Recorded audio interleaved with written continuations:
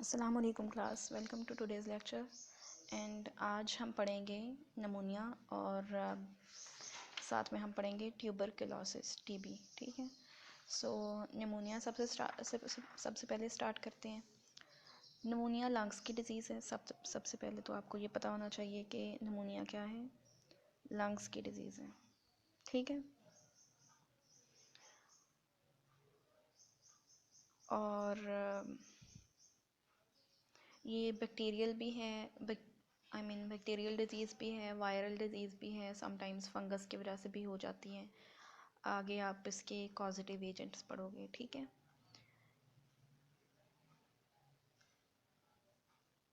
Okay, so let's start.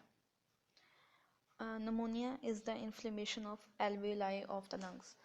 आपको ये भी पता होगा कि लंग्स का स्ट्रक्चर है पूरा, ब्रोंकाई, ब्रोंक्यूल्स, एल्वेलाई, एल्वियोल्स वगैरह।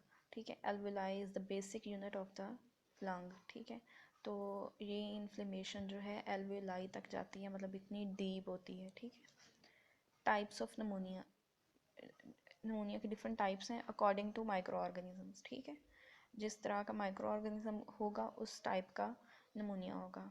सो नीचे लिखे हुए हैं बैक्टीरिया नमूनिया। बैक्टीरिया नमूनिया ये ऐसे लिखने की ज़रूरत नहीं है, लिख लें कि कॉजेटिव एजेंट्स ऑफ नमूनिया।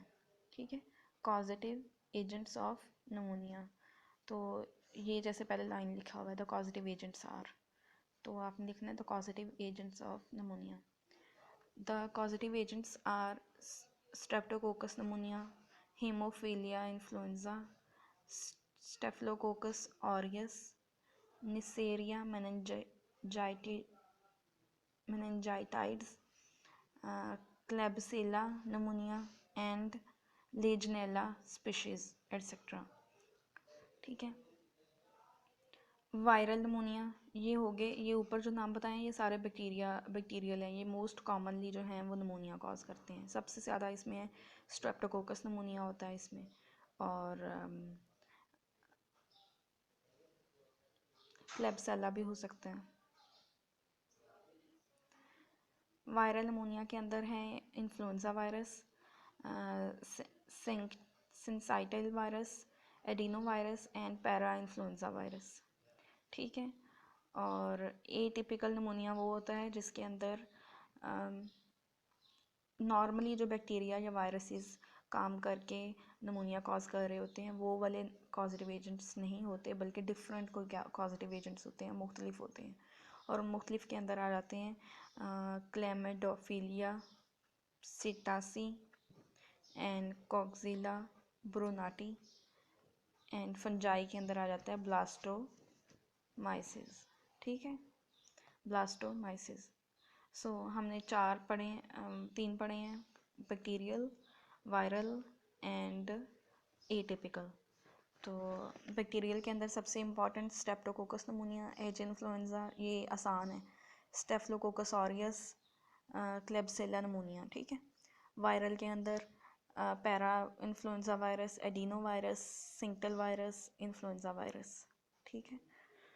एटिपिकल के अंदर कॉक्सिला ब्रुनाटी एंड क्लेमिडोफिलिया, और फंजाई में आ जाता है ब्लास्टोमाइसिस। माइसिस जिनके भी एंड पे आता है वो फंजाई होते हैं, फंगल होते हैं। ठीक है।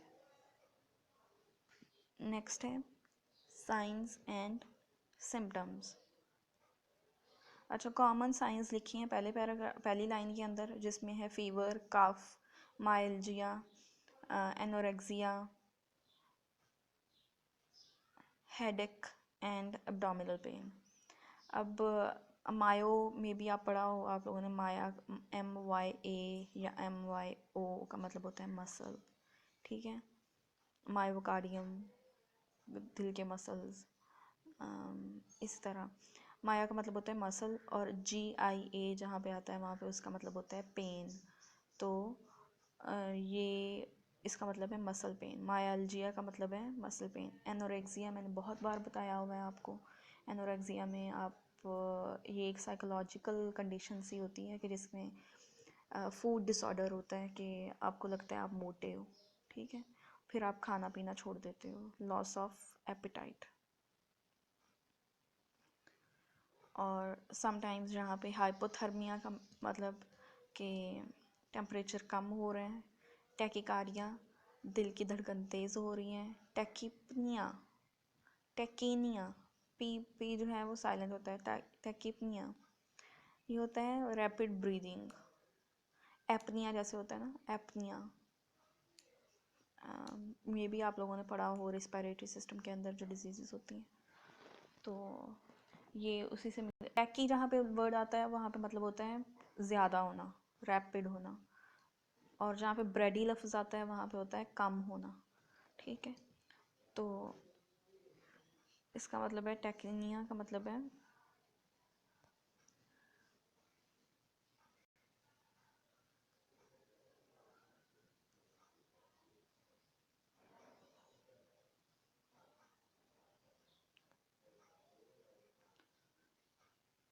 Okay.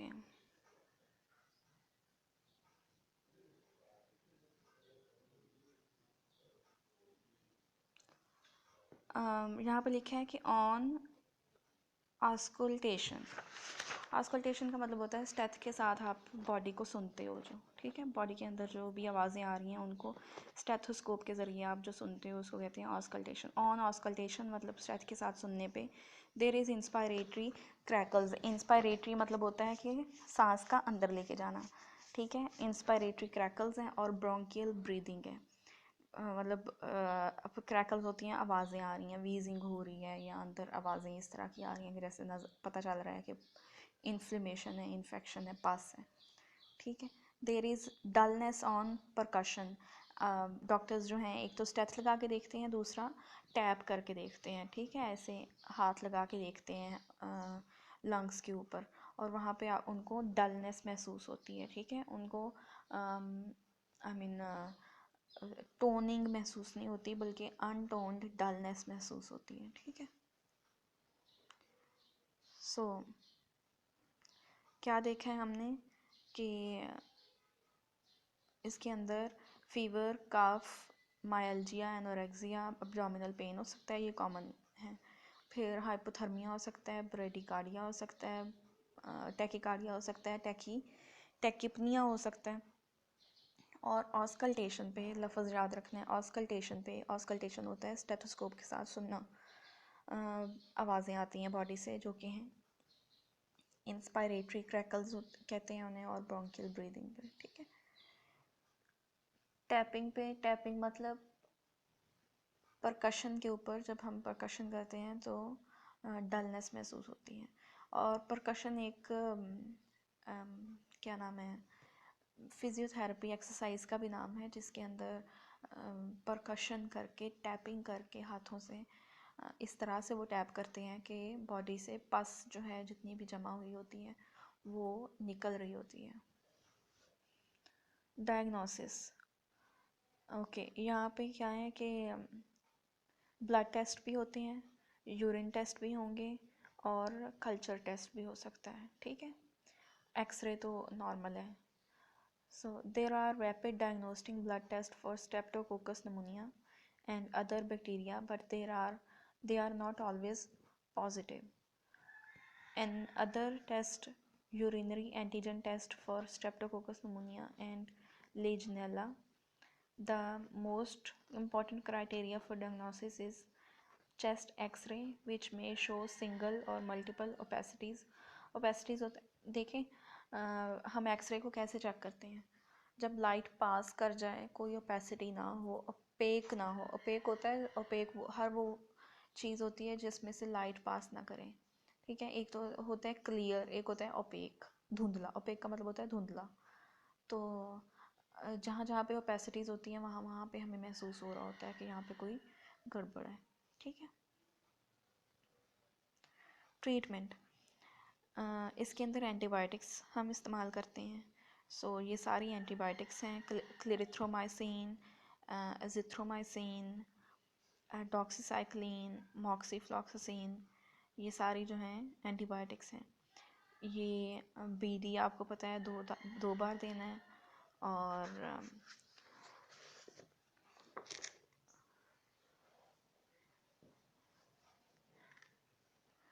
OD once a time, once a day. Okay,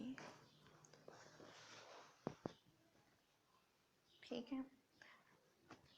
ये डोजेज़ आप पढ़ सकते हो, ये मेरे बताने वाली चीज़ें नहीं हैं। ज़रूरी नहीं है कि मैं इनको पढ़ के बताऊँ कि 500 mg लेना है 4 दिन के लिए।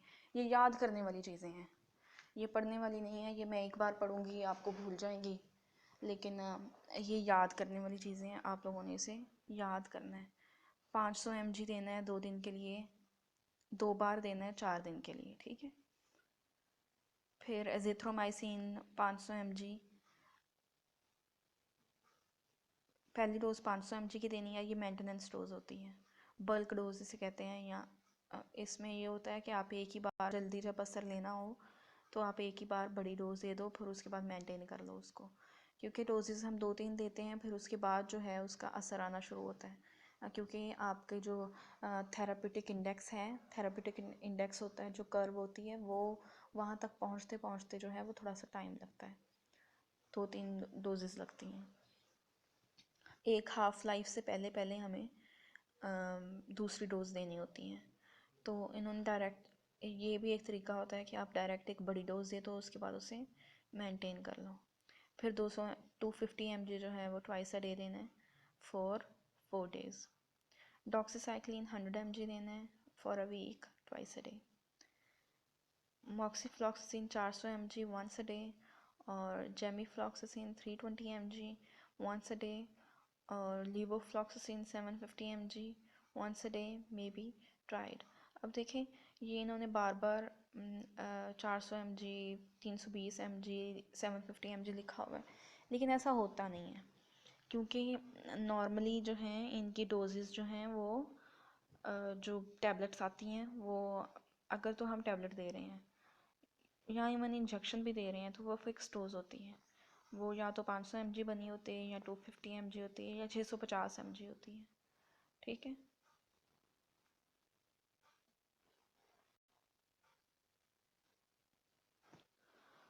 आई होप सो कि आप सबके पास जो है वो फार्मापीडिया पाकिस्तान मौजूद है, उससे आप लोगों ने जो है वो देखना है कि कौन से ब्रांड्स हैं इनके, और उनकी स्ट्रेंथ क्या क्या है। मतलब मॉक्सीफ्लॉक्सिसिन के कितने ब्रांड्स हैं और ये किस किस स्ट्रेंथ में अवेलेबल है। स्ट्रेंथ समझते हैं ना, ये mgs जो हैं ये स्ट्रेंथ होती है। Refer the serious patients for hospitalisation. The signs of seriousness are septic shock. Septic shock होता है कि बहुत ज़्यादा पस हो गई है और अंदर ही ब्लीडिंग, इंटरनल ब्लीडिंग हो रही है। रीनल फेलियर, गुर्दों का निज़ाम ख़त्म हो गया है। स्वीयर हाइपोथर्मिया, टेम्परेचर बहुत ज़्यादा कम चला गया है। ल्यूकोपीनिया, WBCs कम हो गए हैं। थ्रोम्बोसाइटोपिनिया, प्लेटलेट्स कम हो गए हैं। एंड मेटाबॉलिक एसिडोसिस, ये मेटाबॉलिज्म का एक स्टेप है जिसके अंदर जो है वो ब्लड की pH डिस्टर्ब हो जाती है, और टिश्यूज़ की भी pH जो है वो डिस्टर्ब हो जाती है, मतलब एसिडिक हो जाता है, ठीक है। आपने देखा होगा कि लैक्टेट बनता है बहुत सारे मेटाबॉलिज्म के एंड पे, तो वो लैक्टेट लेवल की वजह से जो है एसिडोसिस हो जाता है। नेक्स्ट है हमारे पास पल्मोनरी ट्यूबरक्लोसिस। इसका कॉजेटिव एजेंट है माइकोबैक्टीरियम ट्यूबरक्लोसिस, ठीक है। इसको रट्टा लगा लो, माइकोबैक्टीरियम ट्यूबरक्लोसिस। आगे उन्होंने लिखा है कि माइकोबैक्टीरियम ट्यूबरक्लोसिस के साथ जब इन्फेक्शन शुरू होती है तो कैसे शुरू होती है। एक्चुअली जो इंसान जिसको इन्फेक्शन हुई है वो क्या लेता है कि इस ऑर्गेनिज्म के, माइकोबैक्टीरियम ट्यूबरक्लोसिस के को हवा के ज़रिए अपने अंदर ले गए, और उस हवा के ड्रॉपलेट्स के अंदर क्या है, न्यूक्लियाई है। Nuclei containing viable organisms, viable होता है जो कि डिजीज़ कॉज कर सकते हैं, ठीक है। तो मैं पढ़ के बताती हूँ। Infection with Mycobacterium tuberculosis begins, शुरू होती है जब a person inhales airborne droplets, nuclei containing viable organisms, tubercle bacilli that reach the alveoli. अब ट्यूबरकल एक्चुअली ये ट्यूबरकुलोसिस है ना, तो ये किस टाइप का बैक्टीरिया है, ये बेसिलाई है। तो ये बेसिलाई जब एल्वियोलाई में पहुंचते हैं तो एल्वियोलर मैक्रोफेजेस का अमल शुरू हो जाता है। जो अपनी इम्यूनिटी होती है ना बॉडी की, वो स्टार्ट हो जाती है। मैंने आपको बताया था मैक्रोफेजिंग होती है, ठीक है, फैगोसाइटोसिस होता है। तो मैक्रोफेजिंग का अमल स्टार्ट होता है और ये बैक्टीरिया जो है उसको इंजेस्ट कर लेते हैं। लेकिन अगर द इनोकुलम होता है वो बैक्टीरिया जो कि इन्फेक्शन कॉज कर सकते हैं।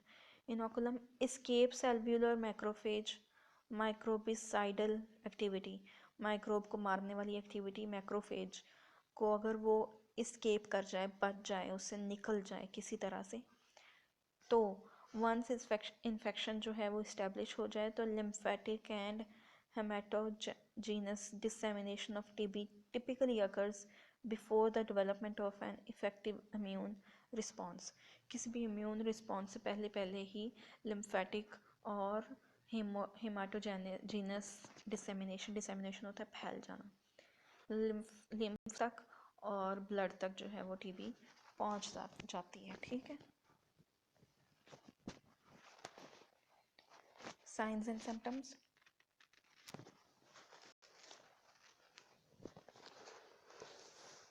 There is malaise discomfort. Malaise is discomfort, ठीक है। डिस्कम्फर्ट कह लें, मतलब थोड़ी फटीग है, थोड़ा बुखार है, डिप्रेशन है या अनईजीनेस है, ठीक है।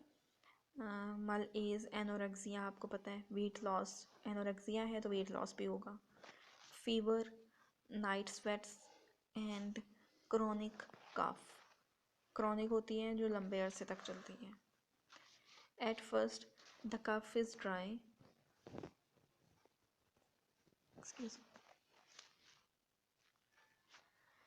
एंड बिकम्स प्रोडक्टिव आफ्टरवर्ड्स, और बाद में स्पूटम आना शुरू हो जाता है। पहले ड्राई कफ होती है, उसके बाद जो है वो स्पूटम आना शुरू हो जाता है। स्पूटम इज ब्लड स्टीक्ड, स्पूटम के अंदर ब्लड होता है, मतलब स्टीक्स होते हैं ब्लड के, पूरा ब्लड नहीं होता। And significant haemoptysis is rare, मतलब फुली ब्लडी कफ जैसे कहते हैं, मतलब फुल ब्लड वाली कफ जो है वो नहीं हो, ये रेयर होती है, मतलब बहुत कम होती है। लाइफ थ्रेटनिंग हेमोप्टाइसिस में अकर इन एडवांस्ड डिजीज़, और जिससे इंसान इस डिज़ीज़ की वजह से, एडवांस डिज़ीज़ की वजह से, मतलब जब बहुत ज़्यादा हो जाए, एडवांस स्टेज पे चली जाए, तो ये लाइफ थ्रेटनिंग भी हो सकती हैं, ठीक है, क्योंकि ब्लड आ रहा होता है, कफिंग के साथ जो है वो ब्लड आ रहा होता है। In 2009, there were 9.4 million new cases of TB worldwide. Out of these, 1.7 million people died of the disease. ठीक है, 1.7 मिलियन पीपल जो है इस बीमारी से मर गए थे 2009 में। प्री डिस्पोजिंग फैक्टर्स, कौन से फैक्टर्स हैं जिनकी वजह से ये बीमारी बहुत सारे लोगों को ज़्यादा हो सकती है, ठीक है। इसमें है माल नरिश्ड पीपल के, जो लोगों को कमज़ोर होते हैं, होमलेस पीपल, बेघर लोग, people living in over crowded and substandard housing, drug addicts, HIV positive individuals. देखिए होमलेस पीपल, अब देखिए ये एयरबोर्न है, तो जब तक आपके सर पे छत नहीं है, आप एक सेफ़ इन्वायरमेंट में नहीं हो, तो बाहर हवा में कुछ भी हो सकता है, और आप किसी भी तरह की जो है वो अब जरासीम से है आपका एक्सपोजर हो सकता है, ठीक है। डायग्नोसिस, अब देखिए मेरी बात सुनिए, जितने भी MLT वाले लोग हैं उनके लिए ये डायग्नोसिस बहुत इंपॉर्टेंट चीज़ है, ठीक है। जितने भी टेस्ट बताए जा रहे होते हैं उनको आप लोग टेस्टों को सर्च किया करो, ठीक है। एक्चुअली क्योंकि आप लोगों का काम तो लैब का है ना, तो लैब में टेस्ट होते हैं, ठीक है। So recovery of mycobacterium tuberculosis from culture test करते हैं, ठीक है। मतलब स्पूटम लेके उसको चेक करते हैं। Identification of organism by DNA और आरएनए एम्प्लीफिकेशन टेक्निक, ये मैंने नहीं देखा एक्चुअली, ये मुझे भी है कि ये कैसे होता है। Let's check.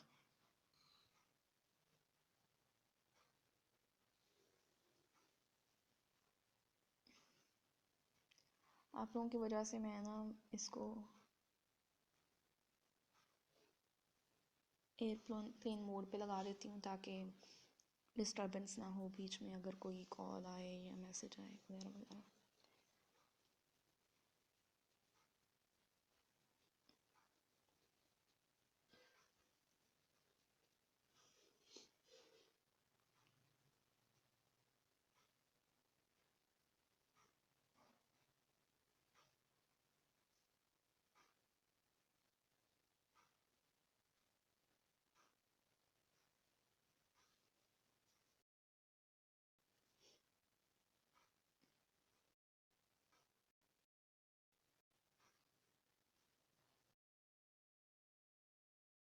Amplification technique, okay.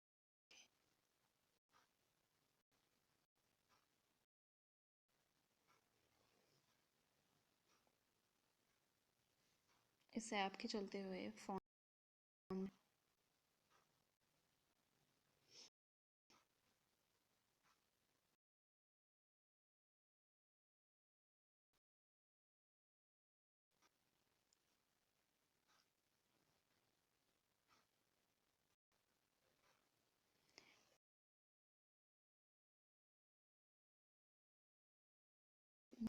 Organism.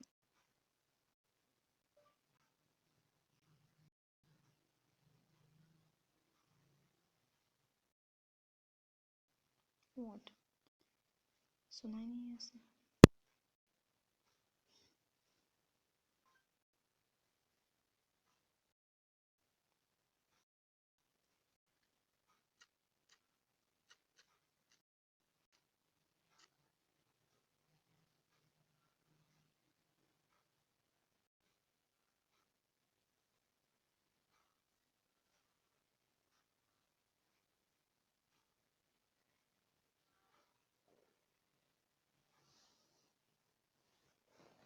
What's going on.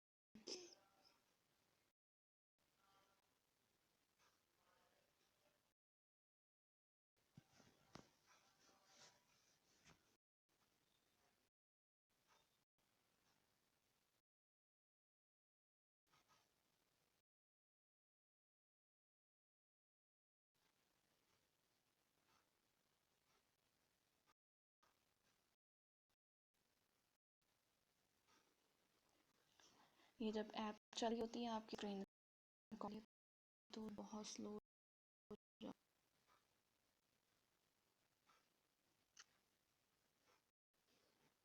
Okay.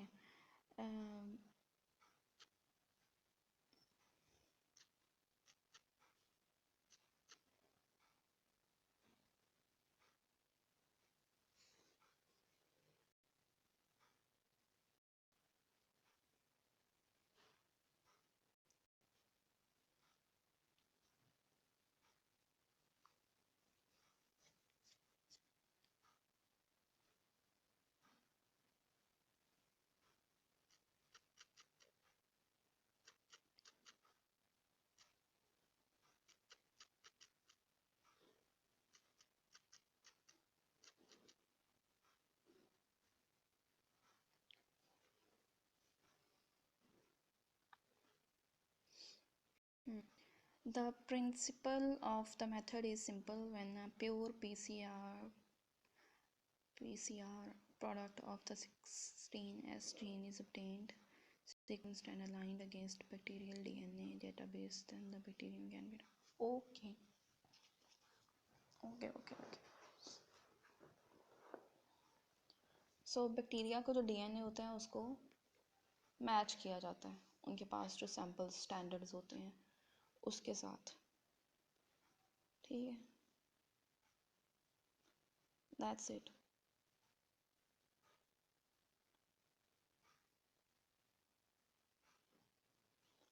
ये ब्लास्ट टेक्निक होती है, ठीक है, BLAST।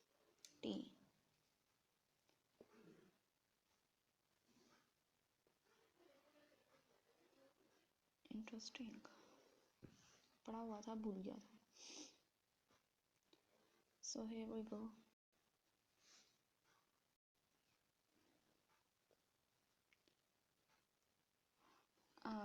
अब मैं आपको डिटेल से थोड़ा सा बता दूँ DNA एम्प्लीफिकेशन में क्या होता है कि उनके पास जो स्टैंडर्ड्स पड़े होते हैं, उनके पास डिफरेंट आइसोलेट्स पड़े होते हैं बैक्टीरियाज के, डिफरेंट स्पीशीज़ के, तो उनको वो रन करते हैं जो हमारा सैम्पल होता है उसके ऊपर, ठीक है, जिसके साथ वो मैच कर जाता है तो वो उस तरह से वो आइडेंटिफाई हो जाता है, ठीक है।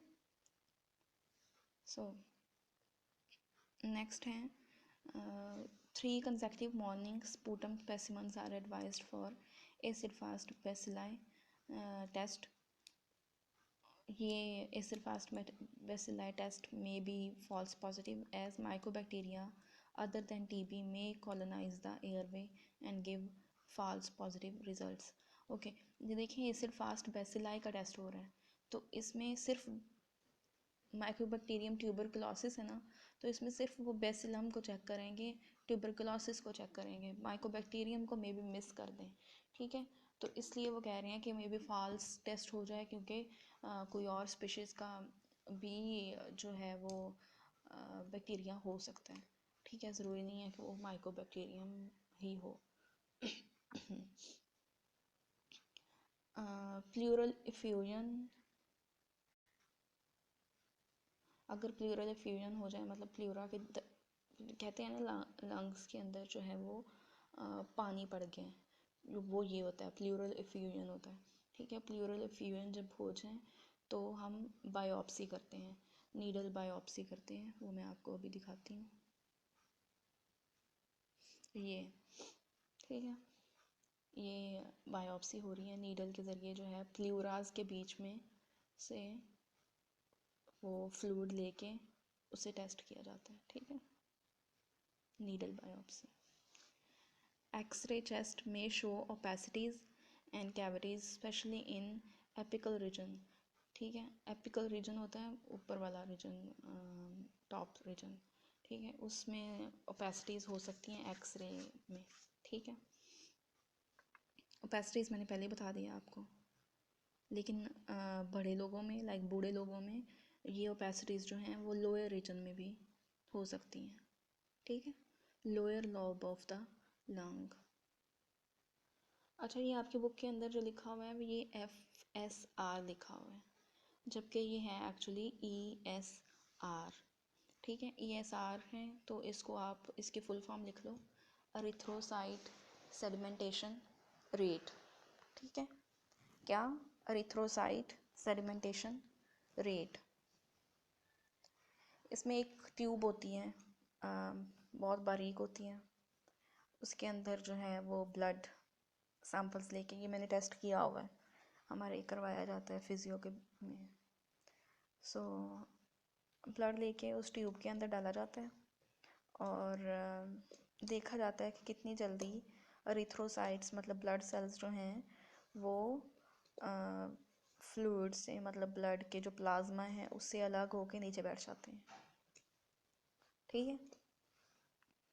जितनी जल्दी बैठेंगे उसका मतलब ये होगा कि वहाँ पे इन्फेक्शन है, ठीक है।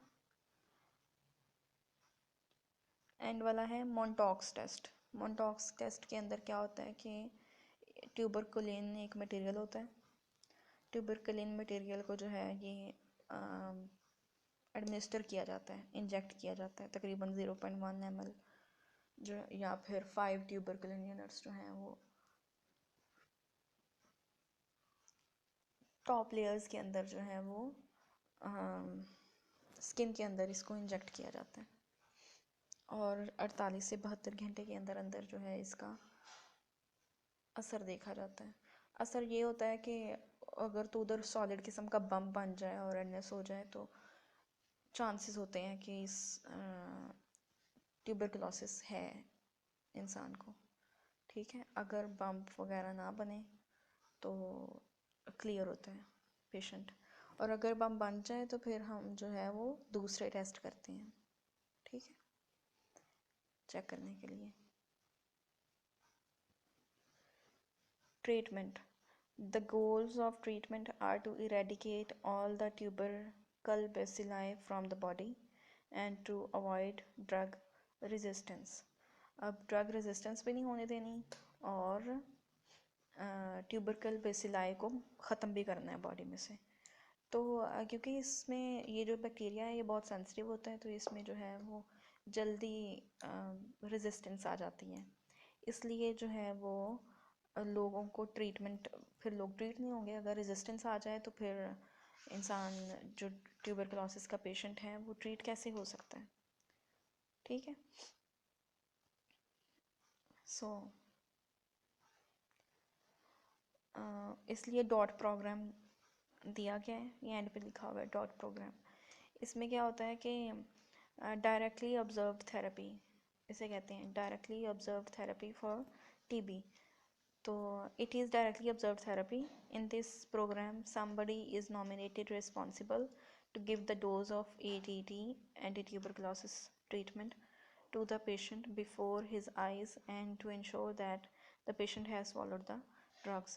इसके अंदर, इस प्रोग्राम के अंदर एक हेल्थ केयर वर्कर जो है, somebody नहीं, हेल्थ केयर वर्कर जो है वो नॉमिनेट होता है और वो इंश्योर करता है कि पेशेंट्स जो हैं वो दवाई खा रहे हैं और वो अपनी आंखों के सामने डोज जो है वो खिला के आता है, ठीक है। तो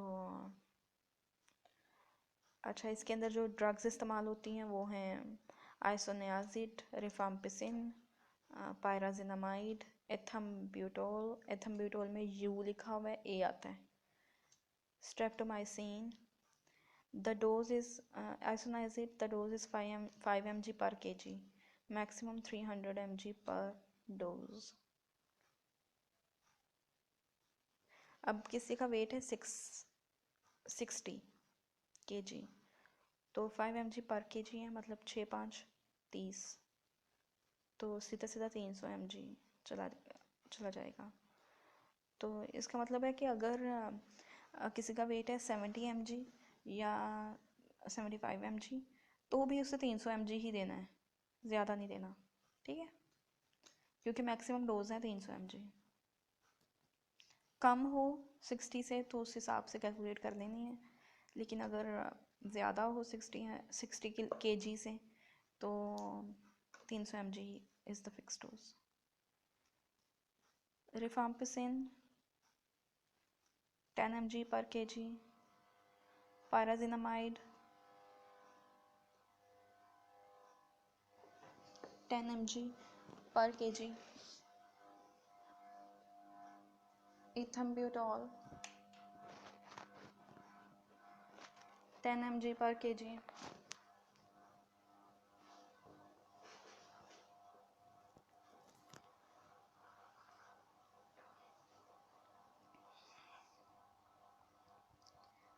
स्ट्रेप्टोमाइसिन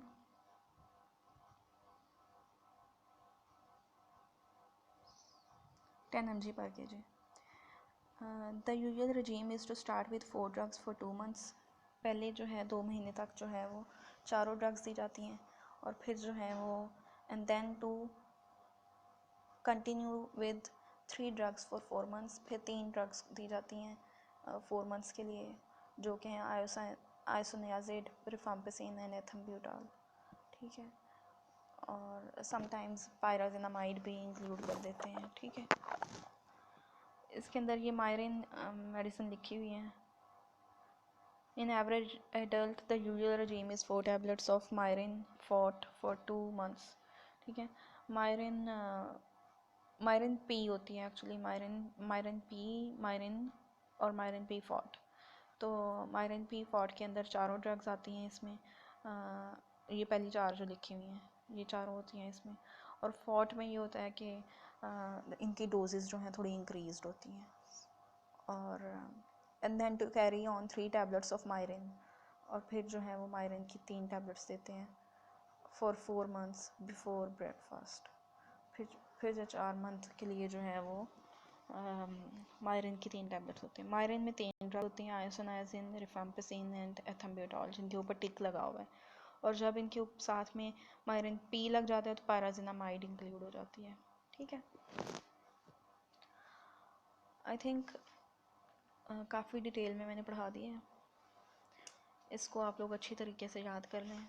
ठीक है, और अगर कोई क्वेश्चन हो, कुछ समझ ना आए, तो आप लोग जो है वो पूछ लें। उर्दू मीडियम वाले आजकल ये हो रहे हैं कि कॉलेज बंद है, सो हम घर से लेक्चर्स दे रहे हैं। तो इसका मतलब ये है कि आपकी बुक जो है मेरे पास नहीं है, लेकिन मैं जितना डिटेल में हो सकता है उतना बता रही हूँ, ताकि आप लोगों को सारा समझ आ जाए। ठीक है, और आप लोग अपना रजिस्टर वगैरह साथ ले बैठा करो, ताकि आप साथ साथ नोट कर सको। ठीक है, जो जो चीज़ें समझ आ रही हैं, फिर जब आप लोग आओगे